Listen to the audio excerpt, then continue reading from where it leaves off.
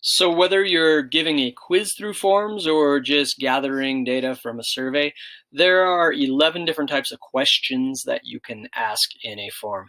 We're going to take a look at what each one of them looks like.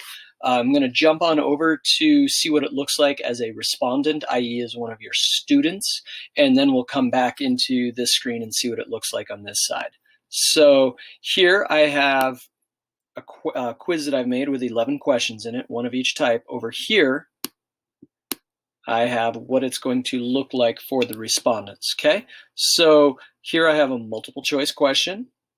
I have a short answer question if you're looking for like one word or a couple of words. If I want to do a 5-paragraph essay or a lot of words, I use a long or a paragraph answer. Here we have a checkbox. Now, this is much better than using the multiple choice type format where you do A, B, and then C would be both A and B. This just makes a lot more sense if you've got multiple correct answers.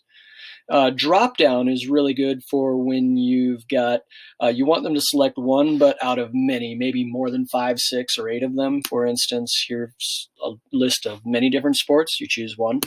Okay, here, this one is kind of interesting. This is a file upload, okay? And you can actually specify the types of files that kids may upload. Maybe you're expecting them to turn in a document this way. Maybe you want them to send you a picture. You can limit the types of files that they can upload.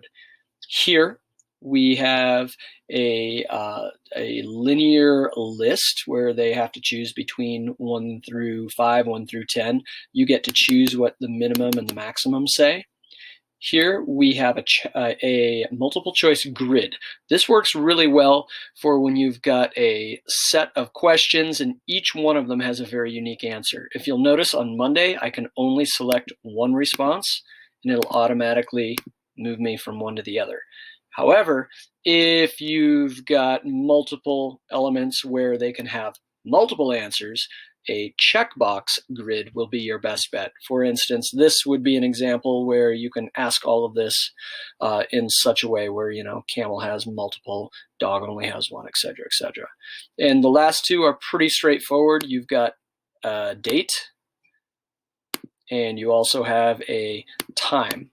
Okay, now we're going to take a real quick look at what they look like on the question side.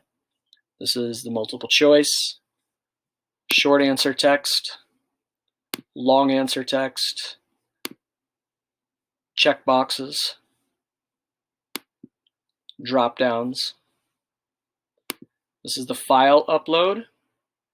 And notice I can limit like what types of files can be uploaded if I wish to.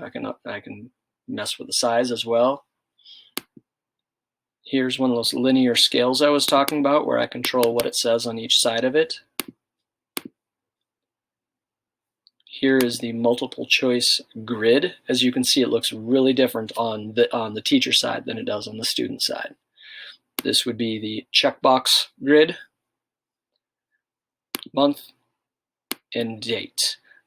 One last really cool thing to see, I'm going to go ahead and add a question.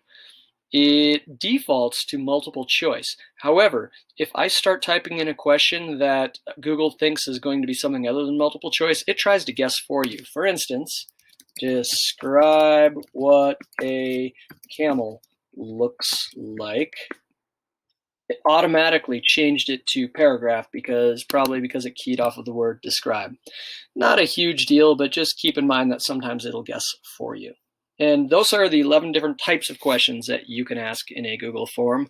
My advice, think through what type of question is going to be the best type of question to use before you just blindly throw a bunch of multiple choice on there.